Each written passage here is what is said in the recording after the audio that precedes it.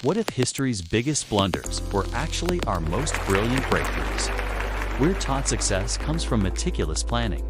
But what if history's greatest geniuses were just lucky? What if the inventions that shape our world weren't born from genius, but from a complete and utter mistake? You've probably used a post-it note or a microwave, but you likely don't know they both started as failures. From a melted chocolate bar that revolutionized cooking to a failed superglue that became an office icon, we're exploring the dumbest mistakes that actually worked. You're about to learn that sometimes the best thing a brilliant mind can do is mess up. Section 1. The Microwave Oven. A sweet, melty mess in 1945. Self-taught engineer Percy Spencer was an expert on military radar tech at Raytheon. He'd figured out how to mass-produce magnetrons, the tubes that generate microwaves, giving Allied forces a huge edge. With the war over, Spencer was still tinkering. One day, while standing in front of an active magnetron, he reached into his pocket for a candy bar and found a gooey, melted mess. Most people would have been annoyed, but Spencer was endlessly curious. He sent for popcorn kernels and watched in amazement as they burst into fluffy popcorn near the tube. His next experiment, an egg, cooked so fast it blew up in a colleague's face, messy, but proof of concept. Raytheon saw the potential, patenting a microwave cooking process in 1945. The first commercial oven, the Radarange, came out in 1947. It was a monster, nearly 6 feet tall, 750 pounds, and costing about $5,000 over $60,000 today. It was a flop, but the seed was planted, and over the next 2 decades, the tech got smaller and cheaper. By 1967, a countertop version was available, changing the way we cook forever, all because of a melted candy bar. Section 2. Post-it notes. The failure that stuck around our next story begins with a failure. A glue that wasn't sticky enough. In 1968, 3M scientist Dr. Spencer Silver was trying to create a super strong adhesive for airplanes. Instead, he made a bizarrely weak one.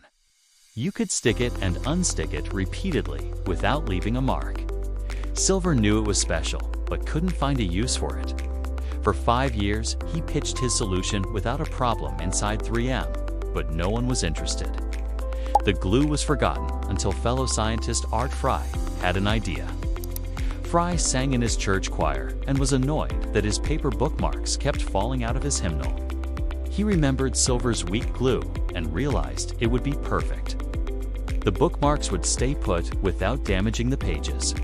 He made samples, and soon his colleagues were swarming his desk, asking for their own. The team realized they'd invented a new way to communicate. The iconic canary yellow was chosen because a nearby lab had scrapped yellow paper.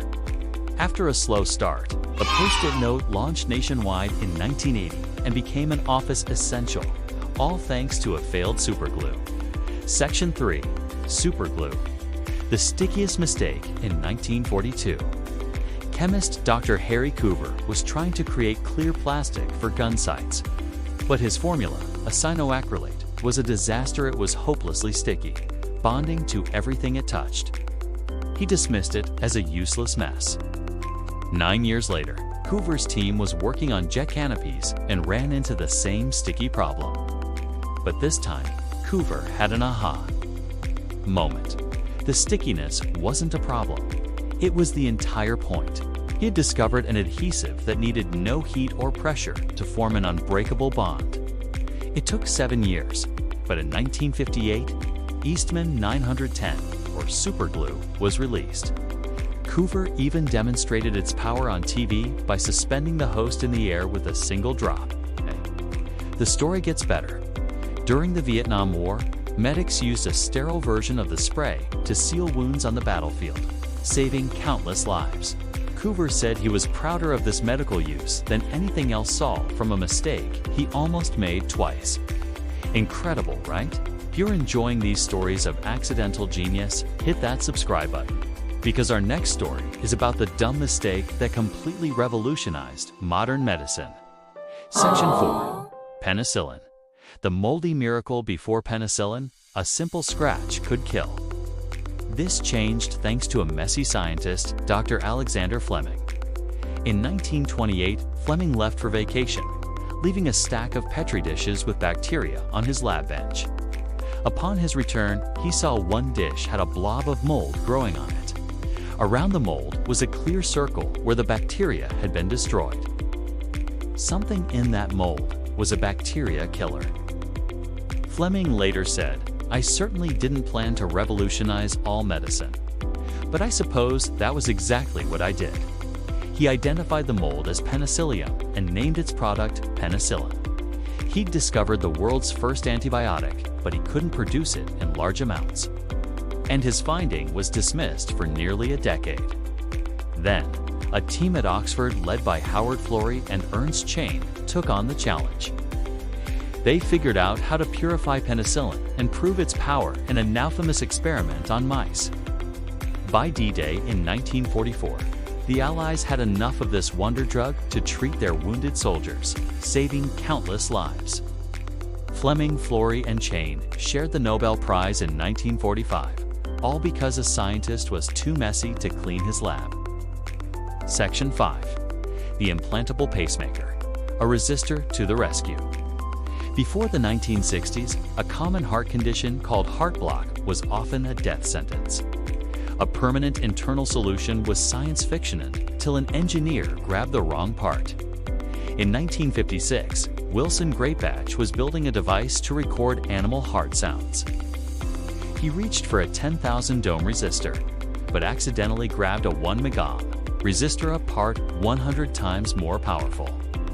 When he switched the device on, it didn't record sound. Instead, it produced a perfect rhythmic electrical pulse. Tick-tock, tick-tock. Greatbatch instantly recognized the rhythm of a human heart. He realized he hadn't built a recording device. He'd built a device that could drive a heart. He immediately dropped his original project. After 2 years of refining his design, he partnered with Dr. William Chardak. In 1960, the first Greatbatch pacemaker was successfully implanted in a 77-year-old man who lived for another 10 months. Greatbatch later invented a lithium battery that extended the pacemaker's life from 2 years to over 10. Today, millions of people are alive because an engineer grabbed the wrong part from a box.